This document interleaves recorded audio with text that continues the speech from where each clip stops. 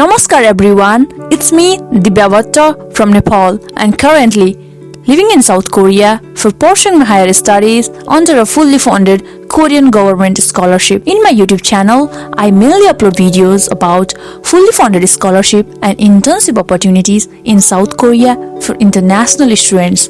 I also upload videos about travel around Korea and life in Korea. And if you are the aspiring students willing to pursue higher study here in South Korea, please don't forget to check the playlist tab of this channel where you will find all details about the procedure necessary to apply the South Korean government scholarship. Today in this video in particular, I'll be talking about another fully funded government scholarship, which is the Japanese government scholarship or the MEXT Scholarship program. And for the content of this video, I borrowed the content from the blog of my senior, Mr Jay Nepal, who is pursuing his PhD at University of Florida. Because he was himself the MEXT scholar, the information in the blog is authentic. I'll keep the link of his blog in the description section.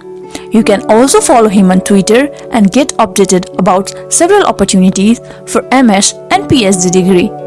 I will also link his Twitter in the description section. The blog is completely based on his experience and he is recommending some tips for the future aspirants. So let's jump into the video based on the experience of Mr. Nepal. MEXT Scholarship, also known as Monbukaga Kuso Scholarship or Japanese Government Scholarship, formerly known as Monbuso Scholarship, is a prestigious scholarship offered by Government of Japan Ministry of Education, Culture, Sports, Science and Technology to the students across the globe pursuing higher education to study in Japan.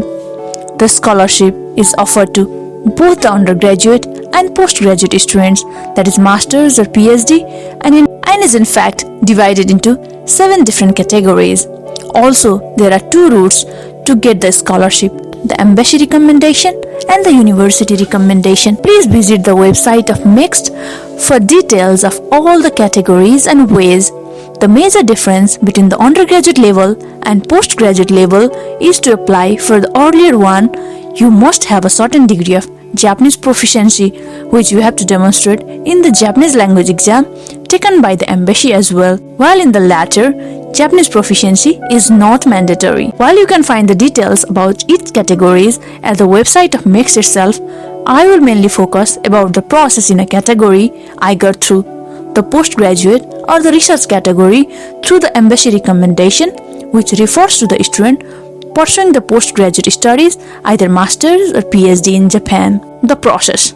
First, let's go through the application process. The application procedure for the MEXT scholarship to be awarded next year start in the month of May this year. That is, for the MEXT scholarship to be awarded on the April of 2024, the process starts on the May of 2023. The same applies for the October intake. You get to select which intake you want to be enrolled during the application form itself and will probably be screened according to the intake, although it is not clearly stated anywhere. The notice that the application form is open is out on the website of the Japanese embassy around April, where you can download the application form and read the guideline and the TOC for the scholarship. You have to fill the application form and prepare all the ready documents during this time. The main application form includes one main form where you have to fill out your personal, academic and professional information thus far. To be considered for the category of research, that is postgraduate student, you need to have completed at least 16 years of education already or equivalent. While any professional experience is not mandatory, it is preferred. So do not hesitate to state if you have any. Along with this main application form, you will also have to fill the other 2 forms named as field of study form, where you have to write down which subject you have read so far and want to read in Japan, and the last form named the recommendation form. In this, you have to submit a recommendation by an academic person, most preferably dean or campus chief, in a prescribed form sealed in a university envelope. A friendly tip here, don't ignore the seal part because Japanese consider proprietary or formality very seriously. It's no different at the embassy. Also, if you are a job holder, a recommendation letter from your chief or boss is highly recommended. This completes the set of application form. Then you have to get documents ready, which includes your transcript and the passing certificate. Provisional or character certificate will work. Don't worry, you don't need to submit the original, but a photocopy officially attested by university or simply a notarized copy will work. With this, you have to submit a photocopy of your Nepalese citizenship, notarized with an auto-size recently taken photograph of yours. In addition to one photo of 4 by 3 cm square you have attached in your application form. Then, within a period of about 5 days, between 9:30 to 12:30, that is specified by the embassy, most probably in May, you have to go to Japanese embassy and submit all of these yourself. Tip: don't wait for the deadline day, because as I told, Japanese are very meticulous and may return your application back if found insufficient, even if it's the last day. The first screening. After you have submitted all the application document, it's your turn to wait patiently till they evaluate all your documents. It will take around a month or so. They will then publish the list of number who have passed the first screening, also called as document screening. Probably the most important one around mid to late June. In case I did not tell you earlier, when they deem your application documents to be complete, they will receive them and give you a slip which has a serial number or the application number. As I told, since they publish the numbers, not the name, keep the slip safely. They will not inform each candidate individually nor entertain the call regarding the selection. It is advised to be patient and keep checking the website on a regular basis. If you have passed this screening, however, you can call the embassy and ask the procedure. Yes, suddenly everyone becomes a whole lot friendlier. The preparation period. If you have passed the first screening, you are notified that you have to go to the embassy again. This time though, you have to submit a complete research proposal to the embassy. Another tip, you won't have a lot of time to prepare it if you start to work on it after the result of the first screening, probably around 8 to 10 days. So it is best if you have at least started it as early as you can.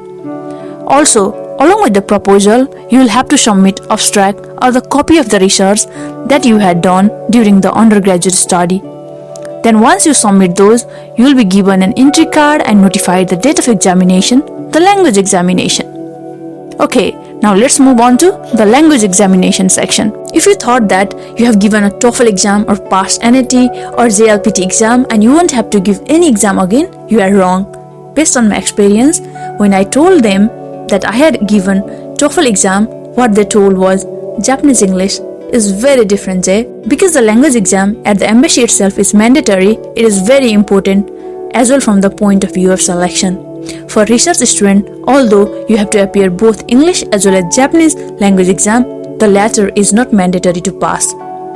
What they will do is they will score each exam separately and count which one is highest as your language test score. Therefore, you don't need to worry one bit about your Japanese proficiency, just focus on your English preparation. Friendly tip again, although you are confident on your English proficiency, be sure to download the sample questions and answer sets of previous exam and practice them, because as I was told, Japanese English is very different, Jay. Now let's move on to the interview. So, if you pass the language examination, you are almost there. But for the interview, the embassy will notify you about the date of interview, and needless to say, you have to be punctual. The interview will be taken by 4 to 5 people or maybe more. In my case, it was 3 Nepalese and 2 Japanese. They will ask you questions for around 45 to 60 minutes. In my case, it was around 50 minutes. If you are wondering what kind of question they ask for such a long time, don't worry, they don't ask very tough question. Some will be related to your background, research interest, your plan, etc. And some will be about your motive. Some sample questions that I was asked were, why Japan? What do you think about Japan? Who told you about the scholarship? How will your research help Japan and Nepal? How will you conduct your research? Why did you select this subject? What do you plan to do after graduation, etc.? Yes, the obvious question that don't look for you to read about a particular subject in detail, but have a basic understanding of. Actually, the main purpose of interview, I believe, is to test whether or not you can understand, communicate, and explain yourself in English. Yes, the interview thankfully will be all in English. Some friendly tip for the interview: be formal. Yes, it is highly recommended that you wear formal dress or for the interview. It is better if you have a suit or a formal short pant suit suffice. Be punctual. Do not reach the embassy 15 minutes late and complain about the traffic. Be as early as you can. Not only it will make a good impression, but it will help you calm down and relax at the embassy for a while. Drink water, etc. for the interview. That one, my friend, is going to be important. Be smart. In the interview, they will ask some question related to the form that you fill. So be smart and do not forget to keep a copy of the form with you so that you can revise them before the interview. Otherwise, when you are in the interview and ask something from the form, you could be like, wait, did I write that? So better safe than sorry. Notice of passing a preliminary screening. After a few weeks, around 1 month or so after the interview, they will notify you if you have passed the preliminary screening of the embassy. Now you can relax a bit because there are 99.99% chance that you will get the scholarship from here on, although they will repeatedly tell you that it may not be shortened. Yes, you can start to think about your life in Japan from now on, although there are still some very important procedures to complete, receiving the accepting letter from the professor of a university being a crucial step in your career. After receiving the format of the embassy, you have to now undergo a regular health checkup and submit it to the embassy as soon as possible and start your quest for the letter of acceptance, that is also called as LOA. The acceptance letter. If you pass the screening of the embassy, they will give you a letter and certificate indicating that you have passed the screening. Also, they will return the copy of the form that you filled thus far with the seal of the embassy. You will now need to find at least 1 up to 3 letter of acceptance from the professors in Japan. You have to scan all the documents and send them to the professor through mail along with your expression of interest. You have to mention that you have passed the screening of embassy and you want to join this university and conduct a research under his supervision.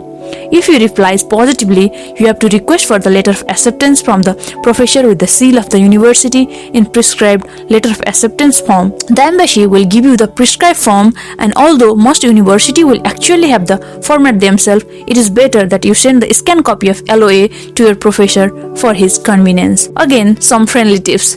Searching the university. When you have passed the screening, it is natural for you to be wanting to go to top university like University of Tokyo and Kyoto University, but when you search and mail the professor, not just mail the professor of this university, but also some other university to be on safe side, the professor in top university are often busy and probably reluctant to reply. So it is always safe if you get LOA from one decent university in advance. Also, if a professor of a university has agreed to issue a LOA, don't ask with another professor of the same university. I'm telling you because I did the mistake and nearly lost one LOA, the LOA that brings me to where I am now. Searching a professor. You can go to the website of the university and search for the professor that matches your interest. Don't worry if the professor do not have the exact same research or research interest as you have submitted in a proposal.